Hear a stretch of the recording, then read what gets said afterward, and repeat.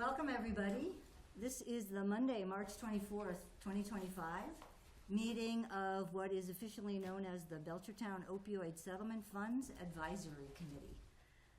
I'm Gail Grammarosa, currently serving as the volunteer chair of this committee. We have an agenda. Just to note a couple of things, we're also on GoToMeeting.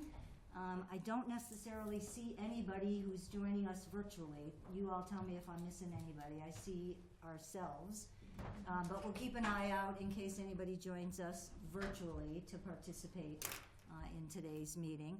And we have a number of people here, guest speakers and guests and folks who advise us from various places. So just so that everybody knows, and anybody who's watching it on Belchertown Community TV, which is also recording, and we'll have this available for streaming. We'll go around and everybody introduce themselves so we know who everybody is here in the room. So I will start with the folks who are up here at the table with me. We'll go around this way and then we'll go through the audience as well. Good morning, Sergeant Neil Ozier, Belchertown Police Department. I'm a member of the DART team, Drug Addiction and Recovery team, also a member of this committee. Great. Jill Rossi. My main thing is I'm the town accountant here, not really main under these circumstances. I am on the board of directors of Honest Beginnings, It's a Sober House, and so on and so forth. Great. As noted, I'm Gail Grammarosa. My role on the committee, we each have a specific slot that we're fulfilling. I'm the community member. I'm a retired public health person. And happy to be the chair of this. Chris Hogue, I'm the program director of Drug-Free Communities, school representative, and also co-chair of Belchertown Overcoming Adversity Together Town Coalition. I'm Emily Kirby. I'm the director of prevention and community health for the town of Ware, and I'm on the committee as the seat for the Quabog Hills Substance Use Alliance. Dr. Kim. I'm a pediatrician in town, and I am the boat representative on the opioid settlement. I'm Emma Riley. I'm the mental health and wellness coordinator with the East Hampton Police Department. I'm also on the East Hampton DART team, and I'm a DART TA with Neil. Good morning. Thanks for the invite. I'm Liz Plupp. I'm the community social worker for the city of East Hampton. I'm part of the public health department. I'm also a DART clinician for East Hampton. Great. I am Maureen Babineau from the consortium. I'm the the director for program development and sustainability, and today representing the Recovery Center of Hope and Ware. Hi there, I'm Julie Butts. I'm the program director for the Recovery Center of Hope, the Recovery Support Center in Ware. Thank you. Great. Hi all, Taylor McAndrew with City of Northampton Department of Health and Human Services. Hi folks, Lauren Kelly, she/her, coordinator of the Hampshire Hope Coalition. I'm Peg Rain, just a community member. Great. Welcome, everybody. Very happy to have you all here. So I will call, I guess I officially didn't call the meeting to order, but I guess it's about 10:05, 10:06, so we'll call the meeting to order. We've done our welcome and introductions. On today's agenda, we have guest speakers here from East Hampton. We want to hear from them about their social worker and health and wellness activities that they do. As we did at our last meeting for the committee members who were here as well as guests, at our last meeting we heard from the folks from the Milltown's public health group that are also using a social worker model as part of their health department. This was a concept and an idea, thankfully, that Jill brought to us and is something that this committee is seriously looking at, and whether or not we might encourage and think about how we might replicate it. And then our role is to bring recommendations to the select board. We can't allocate the money ourselves, but we bring them proposals and applications and recommendations for what we think would be worthy of funding. So we're happy to hear today. So we'll hear from East Hampton and give both of you maybe a chance just to talk about how your role functions. Then open it up maybe for questions or comments from committee members and guests, other aspects that we want to learn about. And then we have got a couple of other things to update ourselves on. I was in front of the select board a week ago today trying to give them an update on us where we're at, and we'll talk about a few other things. But we want to devote most of our time to hearing a little bit more about East Hampton. So I will turn it over to Liz and Emma. Sure. In my role, I've been the community social worker for East Hampton since July of 2022. And I don't know if I was the first one for Western Mass, but definitely one of the first people in this role. The Boston area has had community social workers for quite a while, and I was able to connect with some of them to get started, just to make sure that I knew what this was going to entail. But our job description and some of the expectations were really adopted from what teams were doing in the eastern part of the state. The initial goal for the position from our health department, and we've had some staffing changes since then, but the initial goal, our previous health department was really feeling like it was challenging for staff to go out, meet with community members, and do the enforcement end of things, and really not be able to follow up with support. So the primary example that kept coming up was around housing, but certainly, coming out of COVID, there were a million needs within the community that I'm sure everybody has seen here in the communities that you're all working in.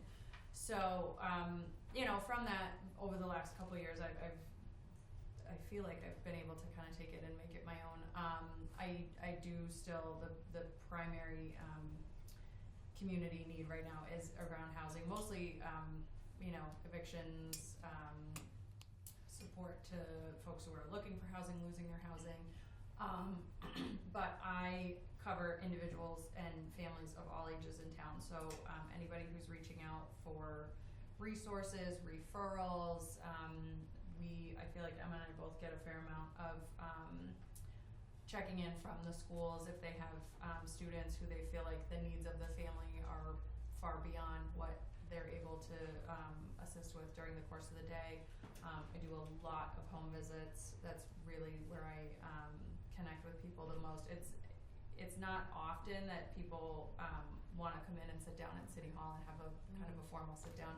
I do a lot out in the community or meeting people where they would be comfortable to check in.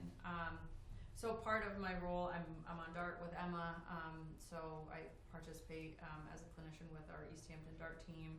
I'm on a handful of other committees, but in terms of my position and the work that you're all doing, my salary going into this fiscal year is 20% is coming from opioid settlement funds. The rest of it is from general funds. So when my position initially started in 2022, it was completely funded out of ARPA, and then the mayor decided to move it over just to make sure that it was a grant of 2022 to 2026, and they didn't want to lose the position after 2026, so they moved it over, which is nice for me. So we do a fair amount of work with our mental health and substance use providers in the community. We have CHD, River Valley, we have Learn to Cope as a peer recovery center, a peer support center. We have a lot of, I feel like we check in and do a lot of meetings with those groups just to make sure that if residents are seeking services or having gaps in the community, that we're filling them and we're getting people connected. We're really fortunate, whatever we don't have in East Hampton, we can often connect with our friends in Northampton or Holyoke. But I feel like right now we are lucky that we've had some new agencies and some new groups come to town. So I'll let you. Great. Excuse me for just Sure. a second. Emma, I see, Kirsten, I see you on our GoToMeeting. Can you hear us and hear what's going on? Yes, I can. All right, Thank excellent. you. Welcome. Do you want to just say who you are, Kirsten? We've got some guest speakers, as you can probably hear, so just maybe introduce yourself. Sure. Sorry I'm a couple minutes late. No worries. My name's Kirsten Krieger. I'm the public health nurse for Quabbin Health District. So I cover the towns of Ware, Belchertown, and Pelham. Great. Great. Excellent. Thanks. Welcome. Thanks. Glad to have you here. We've got other guests you may hopefully can maybe see or at least hear. We've got folks here from the Recovery Center as well as from the Northampton Department of Health and Human Services and our committee. So we got a nice big group, so I'm glad you could join us today. Great. Go ahead, Emma. Sure. Take Hi, it everybody. away. I'm gonna try to look around. I know, it is a little hard with people behind you. So, as I said, I'm the mental health and wellness coordinator with the East Hampton Police Department. Hi. Another face. I started off as a co-responder through CSO, and I split my time between Hadley and East Hampton. So I started in August of 2021, the year before you. Yep. I just based my timeline off of Liz for most things. I did that for about a year and a half, and then I applied for a DOJ grant through the LEMWA, the Law Enforcement Mental Health Act grant. And we got that, so I was under that grant for 2 years. And at that point I was employed specifically through the East Hampton Police Department, so I left Hadley and I was full-time in East Hampton. My role shifted when I got that position to not just straight co-response, so I did co-response, and then I also was there for the mental health needs of the first responders. We wrote the grant to include all city employees, in part because we thought Little East Hampton would not get the grant if we just wrote first responders. So I spend 2 hours a week with the schools for the teachers to come and talk to me about any concerns that they have in their own lives. So that grant was for 2 years. It expired in January of this year. So I am employed right now for these 6 months using ARPA funds. And then come July, I will be funded 15% under the opioid settlement, and then 85%, if my math is right, under general funds. I think that's correct math. And yeah, I work really closely with Liz.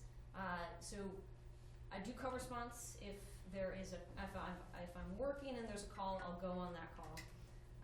I get a lot of referrals from police and fire to do the initial follow-up, so I'll call someone or I'll meet with someone, discuss what their concerns are, and if their concerns are more long-term, I often will refer them to Liz. Sometimes when the crisis has passed, they just want to talk briefly and then they're good to go. But Liz and I really work closely. It's fantastic to have both my side and then Liz's side. So I know funding maybe can't expand to 2 positions, but if it can, I would highly recommend it. And I think that's most of it. And I'm on the DART team, so I'm a DART TA with Neil. So Neil, and we have a DART TA in Ware and Palmer. So I meet with them about once a month, talk about ways to kind of build our DART program. Our DART program in East Hampton is pretty cool because we've got a part-time co-responder, myself, and Liz. We have 3 clinicians, and then I think we have 5 police officers. And so when we do follow-ups, we do a clinician and a police officer, which has been really effective. Yeah. It's been good for the police officers and for the clinicians. It's kind of nice to have that, because sometimes people have police questions, sometimes they've got social work questions. Excellent. Good reminder. As I said, Jill kind of brought this concept to us. Neil was the pathway to Emma, and Taylor was the pathway to Liz. So we really appreciate, for us, I appreciate hearing people who are living and breathing and working in these jobs. That to me is really helpful as we even think about what, if at all, how might this look in a place like Belchertown. Let me open it up to committee members for questions or comments, either Liz or Emma, based on what we've heard about how it works in East Hampton. So I had a question, Liz. Sure. But I think Emma may have answered it for me. That's collaboration. I guess you had to have the whole story before you asked this question. So you initially were hired under a grant, but then moved to more permanent funds, correct? So it was listed as 4 years covered by ARPA, and if there was not funding in 2026 to continue it, like when I came on, they basically said, we don't know that we'll be able to continue this after 2026, but I think part of moving it out of ARPA and into a split of general funds and opioid money is number one, I have no shortage of work, so it's been super busy.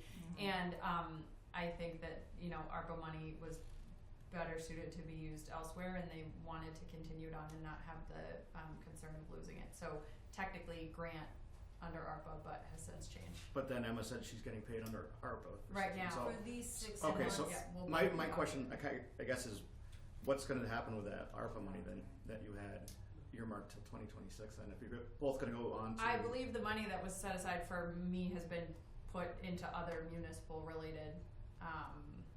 I don't know what specifically where the funding went, but I think that the city has put it elsewhere. Okay.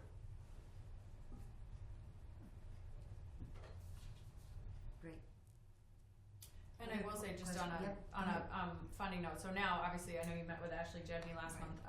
There are a number of community social workers in and around Western Mass. I know Ashley, myself, Pittsfield, and some communities have opted to do community caseworkers and case managers. So I know we've started a small network of the group of us that are doing municipal community social work, and we do have a couple different teams have reached out and said, oh, we've hired a community health worker, we've hired a community case manager. So I know people are looking at what their specific needs are.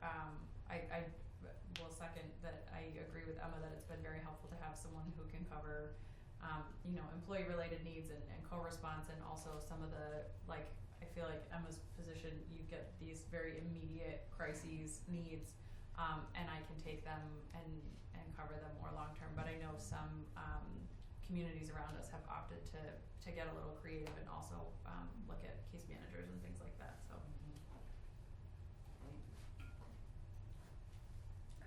Go ahead. Questions. Go ahead. Who started this idea? Like, was this you that said, hey, I live in East Hampton and I really want to help our community? Or was there, like, did somebody from the Board of Health come out and reach out and say, like, where did this all get started in your community? So I am the first community social work position for East Hampton. So when I was hired in July of 2022 was the first time they had this position under the health department. They took the job description and connected with, my understanding is our previous health director had some meetings with some of the health departments in the eastern part of the state that already had a social worker and said, like, what is this person doing? How are they supporting you? Because the needs that they were seeing during and coming out of the pandemic were significant, and they were really feeling bad that they were going out and saying, like, we're condemning your house, or we're doing XYZ, but we don't have any resources to provide to you. Like, we're not on the support end of things. And so our agent, our director, just felt like we needed someone in the supportive role. So it started under the health department. The health department Yes. said, we see a need, Yep. let's get this going. Yep. And as far as I know, I think all of the community social workers I've talked to in the Boston area and the ones that are out here, I think everybody is under public health or a similar department. And you guys just work for East Hampton. I know you said you Yes. collaborate with or connect with, but you're really serving the needs of just East Hampton. Yes, I do get a lot of phone calls from people in other communities, but we are supposed to be just covering East Hampton residents, yeah. We will, if someone who's not from East Hampton interacts with the police or fire department, I will get those referrals sometimes and connect with them, but we won't do ongoing, like, long-term. Right. Okay.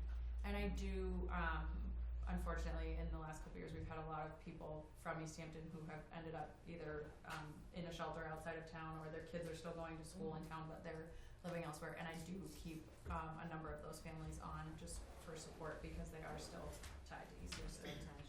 Yeah. And then how much, I know, you guys are both funded partially by the opioid settlement fund.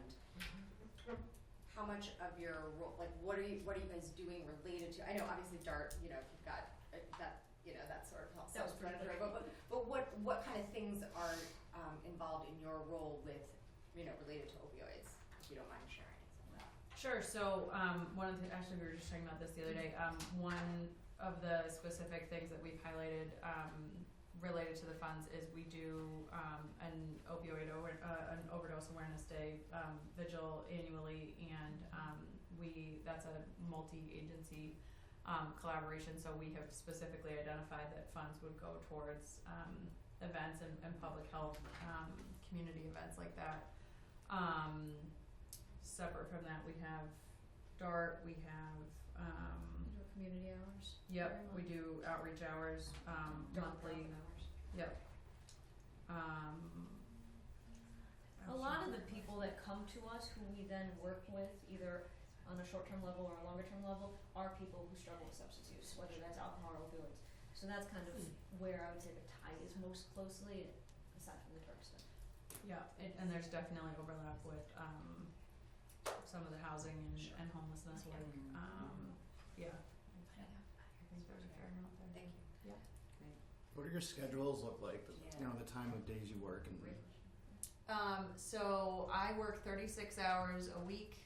City Hall is open Monday through Thursday, but that being said, I do a lot of evening and kind of flexible depending on events or things that are happening, but a typical public health schedule for us would be Monday through Thursday because that's when the building's open. I do 40 hours a week, and anywhere between like 8 and 6, Monday through Friday, depending on the needs. Is there any, what if any system might there be? So say an East Hampton resident, called either of your contact information, on a Saturday evening. What proceeds from that?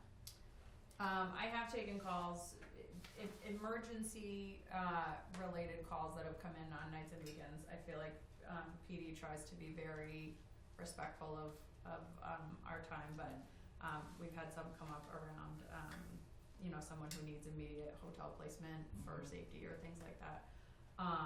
But it's not typical. Okay. So I think it. Yeah, they use other crisis, like so they would contact CSO crisis. I think you guys have CHD crisis. Probably is the mental health crisis service here. The way I've done it from my position is I tell the first responders and city employees that I'm available kind of 24/7. Like if they themselves are having a crisis, for the community, you usually gotta access the local crisis services or wait until I get back in. And we do, I feel like pretty consistently, like if there's an incident or something that comes up on the weekend, I'll get an email or a report from somebody and try to prioritize that first thing Monday morning, depending on the severity of it and where people are at. If we have, if we get something over the weekend, but the person's in the hospital, then we figure out like when's it appropriate to connect with them. So. Great. Other questions from committee members? No? Who else would you suggest we might want to talk to or learn more about with respect to, like you noted, Liz, this is becoming more common, but who else might it be helpful for us to know more about or hear their experience? This is good for, you're focused on one community. What we heard from before was trying to meet the needs of the 4 communities in the Milltowns group. We are part of a 3-town district, as you heard from, from Kirsten. Who else do you think might be helpful to just converse with or get information from as we learn about this model? Have you met with the co-responder that serves Belchertown, Granby, and South Hadley? No, we haven't yet. I would probably meet with her. Okay, great. She has an interesting perspective and serves these 3 towns. I Within cannot our remember range, Heather. hopefully. Great, that sounds good. Belchertown, Granby, and South South Hadley. And South Hadley. Yeah, so and she's an that's employee of CHD and does co-response in those. cool. Heather, Okay, is so that her name? CHD. Heather, yep. Is that Heather? Yep. Yeah. My question, I guess I have one more, is if we're going to compare, say, the needs of, say, East Hampton to the needs of what Belchertown might need, how many like private sector versions of your positions are there that in East Hampton or walk-in doctor's offices are there available? So we have CHD, we have River Valley Counseling, we have a number of medical offices, we have a variety of like private psychotherapy offices and mental health and wellness. I think like some of the large, we were just at CHD on Friday because they're starting to offer recovery coaching, and so we're trying to make the connections with the teams that are doing similar or overlapping work. I think I mean, I get referrals from their teams as much as I'm referring people for therapy or things like that.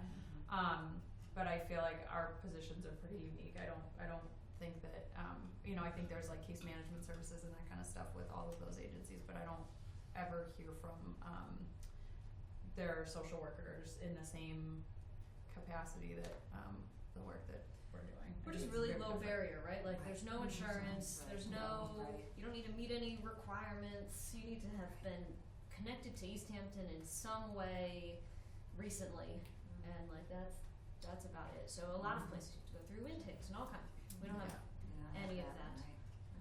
And I feel like, on that same note, like we hear a lot from Cooley Dickinson and sometimes from Bay State when people who reside in the community are being discharged and they're like, hey, we'd love for this person to get some follow-up care when they return home, but we don't know what that's going to look like. Can you do a home visit? And like it's just an easy way for us to follow up where you might need, go to the hospital, put your referral in, but you got to wait until VNA or somebody has an availability. Like there's just, to your point, like it's So you're finding that actually the hospitals are communicating with you? Yeah. Okay. Yep.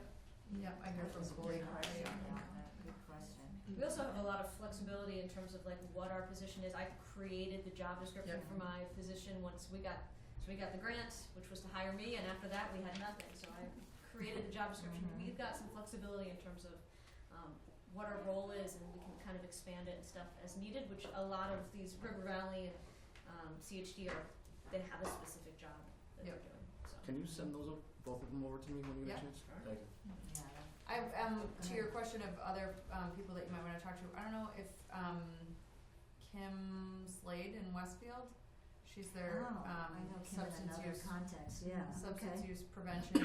I think her official title is substance use prevention coordinator, and she attends the community social work meetings that we have and just speaks to what's going on in Westfield, and she does a lot of hands-on work around substance use and recovery, so she might be a good one. Okay, cool. And she's embedded in their health department, right? Yes. Yeah. Yep. Okay. She works for the city of Westfield. Great. Yeah, I'm trying to think of anybody else that we. I know, and I think, Liz, you already sent me job descriptions, I believe. I did, Your yep, job with, description and all of that. Oh, We no, have some of that. Yep. Job And I don't know if we I haven't, but I would be happy to. That'd be good. Yeah. It's helpful for us looking at job descriptions. Again, talking to the Milltowns folks, they've got some preliminary information about the extra towns that they took on. They used to just deal with Ludlow, and now they've got the 3 extra towns. So they were just given an idea. It sounds somewhat similar. Housing is a big issue for them. Yep. Mental health, substance use, information referral. But yeah, anything that you think would be helpful for us as we look at how and if and how this could work. I'll obviously mention to the committee as well, Kirsten is here.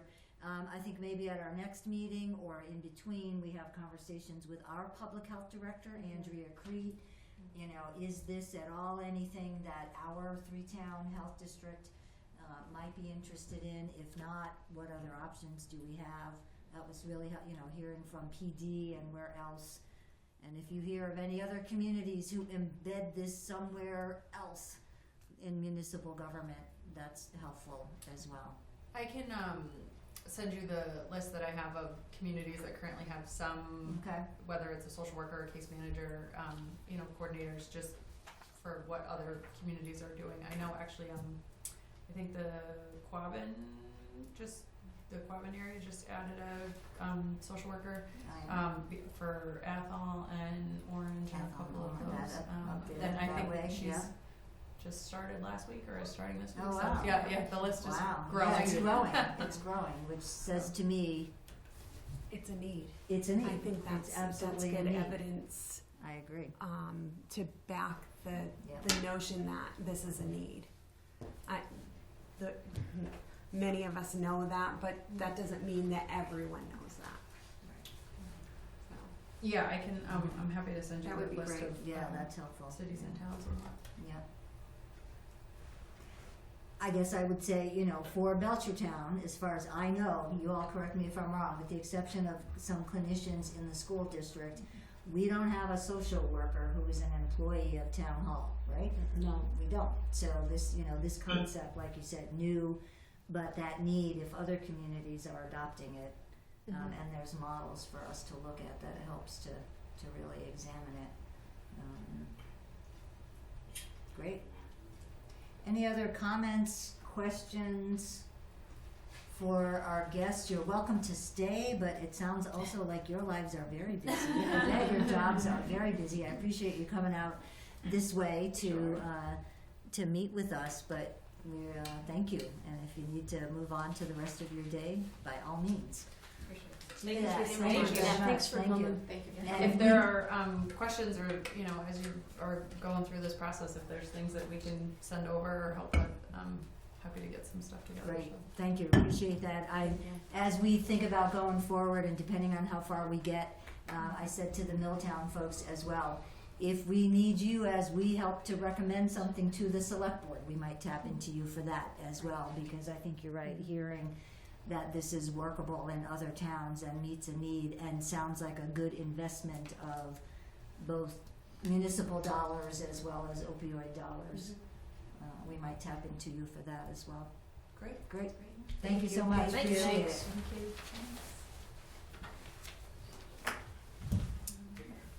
All right. One thought I have for our recovery center folks, I might put you at the end of the agenda, but since this is going to both be recorded with the GOTA meeting as well as BCTV, since you're here, I might give you an opportunity to just say a little bit about the recovery center and give a phone number or website or whatever, so we use it as a way to let anybody who might watch either version of that, as long as nobody thinks that that's a problem that we don't have it specifically on the agenda, but I don't think so. It feels to me like just a public information thing to share. So let me just make a note of that. We'll take advantage of the fact that you are here to do that. Gail, I don't mean to interrupt, but can I just Feel free. point out one fact too, because I know they just walked out the door, but I just looked it up. This question may come up if we present anything like this to the select board, that East Hampton's population is 16,000, right on par with Belchertown. So Okay. just to keep that in mind. Yeah. And I really appreciated what we've been talking, your question about how these other communities may have way more services right in their town. East Hampton obviously is, I think, of one of the, the more resource available communities, and then like they said, they're right next door, can tap into Northampton, can tap into Holyoke. As we talked earlier, we don't have a lot of mental health care providers. We have some medical providers, but we don't have as many as others. So, good point. Population-wise, as well as what's here, and how might this help? And it's a good distance to all of those places. Like I say to people all the time, like I love where I live, but it is 30 minutes anywhere, no matter where I need to go. Everything is at least 30 minutes to get anywhere, unless I need to go to the center of town. Right. So Still 15 minutes from where I live. Right. I live in town. Exactly. No, you're right. Good point, Kim, as well. That so even in transportation is an neighboring issue. towns, It's a hike to get anywhere. Absolutely is a challenge. So even if it is nearby, then getting to it, whether it's hospital, clinicians, which is also why, and as I heard Emma say as well, and I know, Neil, you experience it, which is why some of our 24/7 services get a lot of calls where people's needs are related to what maybe a social worker or other support might be able to help, but there's nowhere else to call or go right here in town. So anyway, good points. I add in just a quick bit of information just to Please support do, that. yeah, go ahead, Kirsten. Just in case there's a lack of awareness. So the Ware Family Resource Center is connected to BHN, which also has counseling services in Ware. And they have a really well-defined, well-known set of resources and can provide a lot of assistance. Okay. So being connected to an organization like that could be extremely helpful, which I think almost kind of helps highlight some of the need for like a social worker type person who can be aware of all these services. Yep. Because certainly I've been the public health nurse for the 3 towns for going on 3 years in July, and I still find out about resources. So Yep. yeah. Great, thank you, Kirsten, appreciate that. And as we heard both from East Hampton and Milltowns, those folks in those roles knowing what's out there, as well as keeping up to date with what changes, there may be some new programs, maybe a grant ran out and a particular program doesn't look exactly like it did. But yeah, just keeping up to date and being able to share that and then coordinate with folks. I learned recently as well that, and maybe at some point, we can think about when we talk about the webpage as well, that the Ware Family Resource Center is doing a little bit more of just walk in when you need to kinds of services, which I think is helpful, as Emma talked about, low barrier. You just come in when it works for you and try to get some help. I'm also attracted to the idea that both Milltowns as well as East Hampton, maybe other communities, that we're not talking about the issue of insurance. You can get support from these roles without having to cross and navigate that insurance barrier, at least, as you're trying to learn about and figure out what's available to you. You can also call the Ware Family Resource Center, and they may be able to do some of their intake intake services Great. over the phone as well. Excellent. To get things rolling. Yep, great.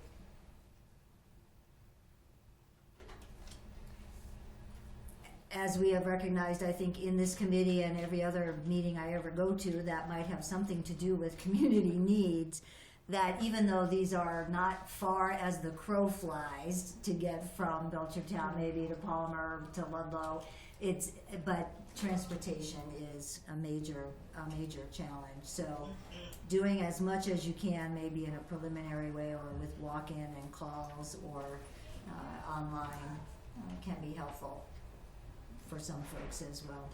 Good. Any other thoughts or questions or comments that came up with respect to hearing from our guest speakers before we do some other updates? Yep, go ahead, Julie. When I was working in Boston, I actually was on a community support program. I was a caseworker embedded in the community.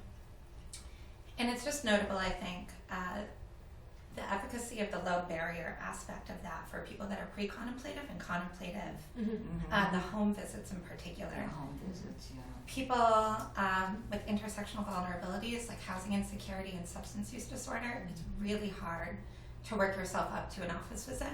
And having somebody coming to your space and talking to you and reestablishing that trust in the system is just tremendous for what it's worth. It really, I think it's a long game, but having those positions embedded in the community to kind of fill that space is really, really helpful. Great. Yeah. Yeah, I really appreciate that. That again, another really positive aspect of that kind of position. That and I think the Milltown folks also talked about home visits or meeting up at a McDonald's or whatever, just a low barrier way to connect without needing to go into what sometimes feels like an intimidating office or just whatever. So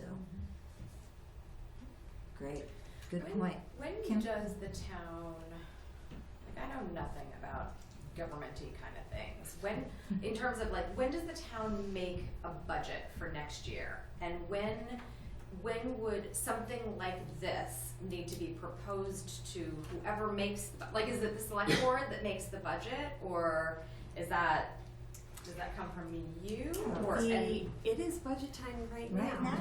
It's a season. It's budget season. To be jolly. It's budget season. It's budget season.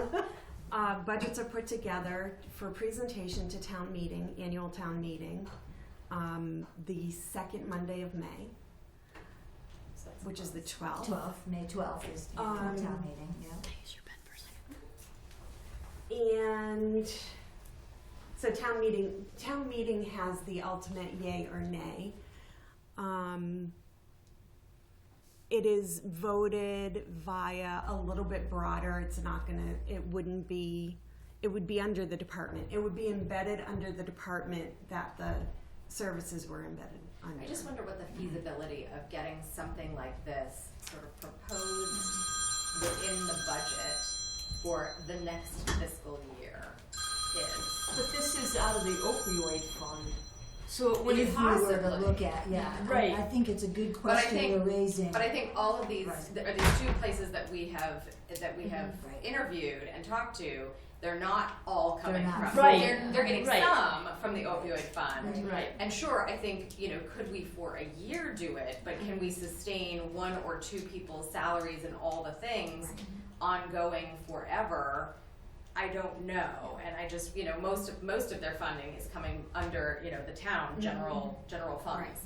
And so I just wonder if that's, and maybe, like I said, maybe the startup year is done by the opioid settlement, but maybe then future town. I think it's a great question, and something we will definitely need to be as specific don't- about as possible. I don't when think they the bring it to opioid us on settlement board. fund should be the governing body or in charge of, like, I think Right. it should be a town thing, and I think it should really, a lot of it should come out of the town budget. Could some extra be from this? Sure. Right. Could the startup year? Sure, but I don't know that this is the ongoing source of income. My Especially broader, since a lot of it is housing and other things, It is, not right. just, and I understanding that they are interrelated. Right. my broader question to Makes that, sense. if we're talking about putting this through the Board of Health, that would include 2 other towns that we're not having conversations with. Right. Correct. And Right. if they if we propose, okay, 70% comes from the general fund and 30%, now is we're responsible for 30%, we're responsible for 30, and then down 10% or Yeah, whatever. those conversations absolutely have to happen if there's interest on the part of the Quabbin Health District as being the host or, or the Right, sort of because agent. if the Belchertown opioid settlement fund Yep. is funding this, then they are serving Belchertown and Belchertown only, Right. really. Right. And they wouldn't be involved in all these other, sort of having multi, towns. Which is tricky within itself, because our administrator for the Quabbin Health District, which is not her title, but I can't think of it, oversees all 3 towns, so I'm not sure that that would be an easy transition into overseeing one person in one town. It might be that it would have to be overseen by a town employee, because she is not a town, Andrea is not a town employee. The district She is a an district independent, employee. it's always been its own independent health district. So all of these are aspects that have to be explored. And as we learn more about what other places did and do, all of these are the parts that have to be navigated. I personally don't see us bringing this kind of proposal, certainly not for the current budget cycle, as the town does its budget cycle. So it's gonna take us a while to then bring in, think about, All the what does it different mean, potential players. Right, who are the partners, how might it work? So it would be an FY27 budgetary item. Yeah. Right, for, How a did year. Ashley explain how she's paid, because she's through a district as well? right, she's 20%. 20%. 20% of her is paid for, I believe. I'll look at my notes. But as was noted, nobody we've talked to so far is 100% Yeah. paid But I'm for wondering by. how each town is contributing to That's a our good position. question too. I think we would want to dig into those details with Milltowns. If they're, with them being multi-town, how do they make their budget? Taylor, did you want to add to that? I just was thinking, and I know that we are in budget season, and the school is dealing with a lot in itself, but just the school and public safety might be other town-specific kind of entities that could house something, but What about human resources? Could it fall under that office? That's a good question as well. We have a relatively newer, human resources function, labeled as that in town. That's another point as well. Could this person be a direct employee of the municipal government, not under health district, not under PD, not under schools, but under all It the sounds like it questions fits like right under, because it's a human resource, is having somebody that goes out. to do some of this, yeah. Right. So what are all of those what are all of the sort of administrative structural options? And I guess who is, for me, one of the questions is, who is willing and able to do this? This, again, is a newer function Right. that the town hasn't necessarily had. Like I said, schools have had clinicians and other social worker type positions. But yeah, all of those are really good questions, and I guess we'd have to think about how we bring them in, maybe over the next set of meetings. Obviously, you know, we need to talk, I'd say we talk with Quabbin Health District, first we talk with Heather, we talk with Quabbin Health District, we think about PD, and then think about whether human resources, you know, all of that, how might it work? In the meantime, you know, how does the finances, because the Milltowns might be the most relevant because they're multi-community, how does each town, given that you've got everything from Palmer to little old Warren in West Brookfield, how do they contribute and pay for it? Kirsten, do you have info on So that? maybe I can shed a little bit of light. My understanding, and you definitely should do the diligence of checking, is that the positions for the Milltowns district are paid for by the state's public health That's right, excellence that's under grant. their So grant, right. So the SAPHE. You're right, So that's a grant funded position for them to cover. So the thank difference you, yeah, between the Milltowns and how the Quabbin Health District is set up is that the Milltowns is a shared service arrangement. So essentially what that means is that they're funded by the grant, they provide the services to all of the towns, and their structure is sort of slightly different from ours. Quabbin Health District is a cooperative health district that the 3 towns approved being part of. So for example, we have the Public Health Excellence Grant in Quabbin Health District, which pays my position. It pays our Title V inspector. It pays a support staff person. But then each town contributes a percentage based on their population that supports the functions of like the director, the health inspector. right. So the two are slightly different, but essentially their grant funded position, I believe, is their shared services coordinator, their shared services nursing, their social worker. So that's how they're able to cover all of those towns. Yep. Thank you, yeah, I appreciate now that So I you don't know say if that, that's that's helpful. Yep. The other thing I just wanted to mention is just considering with social worker that they're not duplicating efforts that are already happening, or they're able to work together to make sure. Because one thing in the community that we don't want to have is we don't want to have 6 people doing the same thing and then leaving out a portion of the needs of the community. I guess I don't know if I'm saying that accurately, but I just, we just want to make sure that they're in a position that they can work together with all of the different parts of it. So that hopefully every service that the town residents need could be covered. Yep. Great points, thank you for the reminders too about, and one of the questions we had for the Milltown folks, you're right, they're now doing it currently on a grant. Part of me would wonder what's their plan when that grant's not available. Are they gonna need to move to a model where each town contributes? But you're right, the Quabbin Health District has a long history of each town contributing to that, and then employing people. And I think they could do the same thing with the opioid funds. I think Ware would be on board with this, and I know that Pelham has reached out about how to use their own opioid funds, so they are looking for ways to use it. Okay, great. And this might be Pelham's pretty small, but I'm sure there's a need there as well. So yeah, it's both thinking about, again, role of health department, role of the opioid funds, collaboration.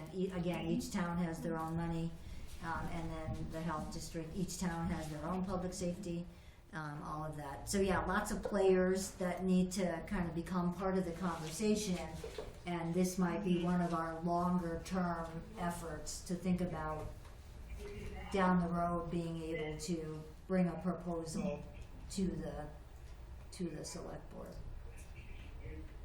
Can I add one thing? Sorry, I'm just Sure, thinking go too, ahead. working regionally is a great thing, but I'm thinking about Neil calling out the population size, to have one person cover I know. multiple, it just, it's a lot. I know, it is, I agree that it's difficult. And like travel, Mhm. car rides, it I can tell you from experience, because Yeah. I have 26,000 residents that I cover in my 3 towns. Right, exactly. And it's tricky. It's tricky. So being thoughtful about defining the role is Yeah. also really important. Right. Well, And- both and of what- both of these communities that we've, interviewed have multiple people, it's not just one person, Yeah. there, Right, there are at least two exactly. people that are Exactly. working under them. Right, what level, what are we talking, I agree with you that, at the level of the people living and breathing in those jobs with the demands that might be out there and the needs, yeah, we have to be conscious of that. And then what level of effort makes the most sense? One person, 2 people, full-time, part-time, what can be, how do you craft the whole thing? And then for me, what is the sustainability of it? If it's, I can see where, when it's partially funded by opioids, you have that money coming, and then if you shift some of that over to whether it's grants or just general funds of that municipality, you gotta be thinking about the long term, because it's a lot to ramp up with, only to then say, oh, sorry, folks, we don't have that role anymore because funding ran out. So I imagine And it's really worth making sure the person's collaborating with other exactly groups. right. Because we don't, why rewrite the book of, say, what Boat is doing Right. if Boat's already handling that piece of it? So how do they collaborate well with Boat? How do they collaborate with QHSUA? How do they collaborate with all these different agencies? So we're not duplicating each other, and we're really doing a good job of serving the whole community. Yep, agreed. And I imagine, and I think they will, because, they're doing a good job of their own due diligence. That's exactly the kind of question that the select board should be asking. How are you ensuring, if we agree to fund this, whatever model might get presented, what are you doing to avoid duplication, but also meet those needs? All good points. So it's a complex puzzle to think about this particular model, where some of what we have funded earlier in this group, or at least the select board has agreed to our recommendation, was a little less complex, didn't have quite as, school-based programs that we funded here in town with that already also had people involved, and were already up and running. Or had been. So yeah, this is creating from the ground up something new. But I guess I would ask for a read from the committee. I'm still excited about this model. Is there consensus that we keep looking at it, because it could take us a while? Yeah. Yeah. Okay. Good. I see nodding heads. So we'll agree that we're going to just keep pursuing, learning more, and then bringing in the next people that we need to start talking with. Oh, no, I'm sorry, I was scratching Just my head. no worries. All right. No worries. Any other comments? Are folks in Northampton? Do you have this in Northampton? No, but we have the Division of Community Care, Okay. which is the kind of addition to public safety, but they do a lot of resource, and that's a team of 10 to 12. Wow. Okay. Yeah. Okay. And So- Amherst too, like Crest, I would say is the equivalent also. Okay. Great. Again, acknowledging that every community is grappling with these needs, and then trying to figure out how do they do this at the municipal level, along with whatever other providers they have. Yeah. Not easy. Great. All right, we're getting close to 11. I just have a couple of quick other brief things maybe, and then some info from the Recovery Center. Just to say that I was at the select board, like I said, a week ago. I basically told them what we're looking at, that I was not bringing any specific proposal to them. As Jill noted, the budget season, kind of needs a lot of attention right now from the select board, finance committee, school committee, town employees as well. So I just kind of went to say, we're looking at things. We're talking with Honest Beginnings, that we're talking with the Recovery Center, that we're talking with different resources in the area, and that we also expected proposals, particularly around the Drug-Free Communities grant, and we'll talk more about that at our next meeting. So I was just kind of giving them a heads up. While I was in the midst of doing that, trying to do it quickly, there were some technological issues, if anybody watched the meeting, and I had to stop for a bit, and then, but I know they were very busy with the budget, because the meeting had like 100 people in it who were there to talk about the budget. So it was just a quick update. I did give them the time frame that when we're ready, we may be bringing applications to them in the June-July kind of time frame, particularly thinking about the drug-free proposal. Honest Beginnings is beginning to put applications together, so we have some stuff that we likely bring to them in the June-July time frame while we keep looking at this. But just to remind us all, we're like we're like rolling admissions. You can submit an application pretty much any time to us, because the money is in the accounts, so it's there for us to be recommending. I have a question for the school. Yep. So our notice of funding did come out finally for drug-free communities, and it's due May 5th. So we will be applying, obviously, for year 6 to 10. You know, the budget that has been submitted to you, to the Opioid Settlement Fund Committee, proposed budget, it's been given to Gail, which you guys look at. We'll get it out to you. Yeah. So with that being said, the school looked at the proposed budget that you guys have, thinking that we're not getting funding from drug-free communities. We still don't know if we're gonna get if we're gonna have a gap year. Right. So with that being said, should we be doing another proposal should we wait until we know for sure about drug-free community grant before we do an amendment? Because we're gonna have to do an amendment. Yeah. So we'll just go forward with everything else, and then if drug-free communities comes through, then we'll do the amendment, and the amendment will be around our salaries and likely support around our big events. Okay. Okay.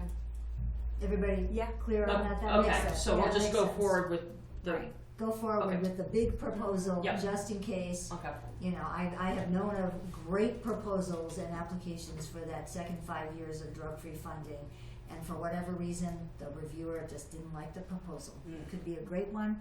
So yeah, I think go for that plus what is already being added on to staff hours out of settlement money, and then we could always amend. That makes sense to you, Jill, as well? Yeah. And if you apply in May, you're supposed to tell folks in late August or September, right? Whether you late August, I think. Yep. Good. And we did make change. The school did make changes on the budget for drug-free communities to reflect equivalency and equity for salary-wise across the board. So that did change. Great.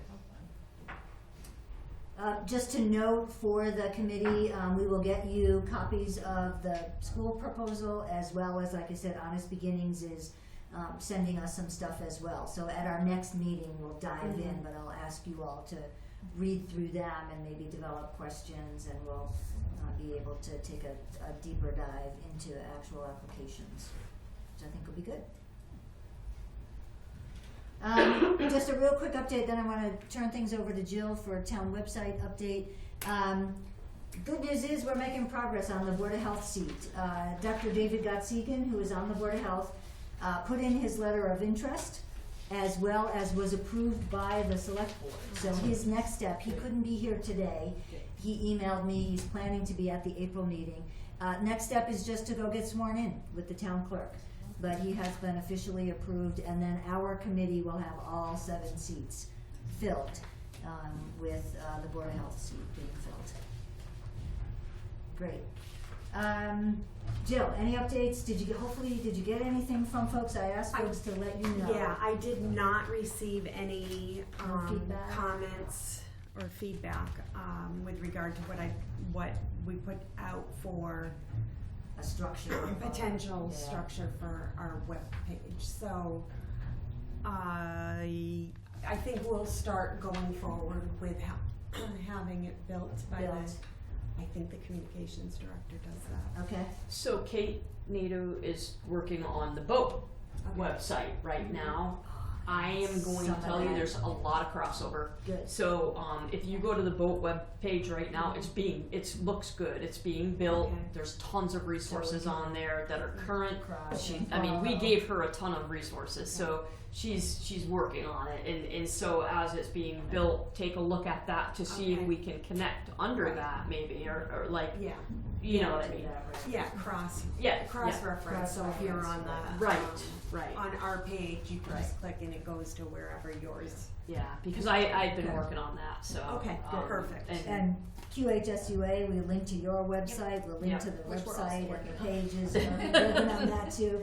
I have a You know, meeting right after to this. see some, right? Yeah, doing updates of websites on everywhere, Recovery Center, or anybody else that but between all of what's going on, between both QHSUA, Recovery, PD, you have resources as well, and then link to them, so people, if they land on the opioid page on the website, the town website, they can also get to other Yep. things. Okay, good. But I think you're right, Jill, the initial structure, then at least there'll be a placeholder of a Yeah. structure for the page. Okay, great, Perfect. cool. Those are all the things I had on my was agenda. great. Thank you. I just, the only thing that I would say is, rather than like saying, go to vote here, I think having duplication of the same links, because I don't know that people are gonna know what that link is, that if they go to vote, that there will be all, Okay. like, you know, if they can all be on either page, so that no matter pages, whichever page yeah. you land on, That's how you I find feel it. about it, is that, Okay. Yeah. and which is I thought But you what don't we need were to talking recreate about. the list, Yes, because it's already exactly. there. If That's they what I can just thought put we those were links talking about. on both pages. Because I think that let's would not, make sense. it'll be not confusing, but there's a lot out there, Right, so. we wanna make it, no, I think As you're right. simple as possible. If you manage to get to one of the pages, you'll get right, there. you'll get Yep, there, you can right. find all the resources on the page you get to. You don't have to go to another page and know what that page might be and all that Yeah. kind of stuff. Great. So yeah, anything else that anybody comes across, any new resources, whatever, try to feed that to Jill as well. But it does sound like we've got a plan going forward Yeah. for the webpage. Excellent. Just to make a quick note, we agreed that April 28th will be our next meeting. That's a Monday as well, at 10 a.m. So we'll send out a reminder about that. But let me ask our Recovery Center guests here today, if you want to just give us a quick thumbnail for the viewing audience, both on GoToMeeting as well as BCTV, a little info about the Recovery Center, I think cannot hurt. Sure. So the Recovery Center of Hope is a BSAS-funded peer recovery support center. We have 2 locations on Main Street in Ware, 52 and 78. It is a safe and supportive space for anybody who is in or seeking recovery. We serve 18 towns in the Quabog Hills region, including Belchertown. What else? We do a lot of pro-social networking for people that are seeking or in recovery. We have regular game nights. We did some cooking together last week, so building recovery capital for sure is a big focus of ours. We do have daily all recovery support meetings. They are inclusive of all pathways, which I think is notable. We also have some more pragmatic supports. We do walk-in recovery coaching. Tuesdays and Thursdays we do goal setters, which is a space for people to gain some support on, I said, more pragmatic things. We also have guiding rides, which is a big program of ours. You've mentioned a couple of times transportation is a tremendous barrier for people. We do have a van. You're really intentional with the language on that one, so it's anything that supports people in gaining recovery capital. It can be as, I think, on the nose as getting to a treatment program, So we bring people to housing appointments, medical appointments, food shopping. We brought people to get cat litter. Yeah. Court, yeah, totally. The essentials, those are the essentials. to Absolutely, make your life, absolutely. yeah. And the beautiful thing about guiding rides too is it's an opportunity for some low barrier recovery coaching, which we really appreciate. What am I missing here? We're functioning 7 days a week starting this 7 week. days a week. Wow. Monday through Nice. Friday. We have kind of our lengthier days. Saturday we have a shorter day with a meeting. And then this coming Sunday we'll be starting trauma-informed yoga for women. So that's really exciting. Outreach will start ramping up soon with the weather. I think that's all I've got. Unless there's anything you want to add. Phone number. Yeah, Phone number. Yeah. Yeah. Do you phone number? So our phone number is 413-277-6290. Our website is recoverycenterofhope.org. Great. And we also have a Facebook, Recovery Center of Hope Where. It's true. A very good entry point for the Recovery Center of Hope is Feel Good Friday. Yes. Every Friday morning where we serve pancakes. It's a really good, They're good. good The way to pancakes are famous. They're good pancakes. That's right. I like our pancakes. Yeah, right. Well, great, thank you very much, I hope Thanks for the that's opportunity. helpful, you never know who might be hearing or seeing some of this. Helps us to also know and spread the word. And as we have talked with a lot of different providers in our area, certainly think about, if there is something you see as a need that might particularly be beneficial to Belchertown residents, by all means, consider what, coming to this group and thinking about an application for funds. Cool. All right, anything else, committee members? I don't wanna hold you anymore. I think we got through our whole agenda. Motion to adjourn? Motion. Just say you Adjourn. moved. Second, everybody's good? Aye. Aye. All right, we are adjourned. I have about 11:10. And thank you again, everybody who was here. Thanks to our guests. We'll see you in April. Thank you. I can use that.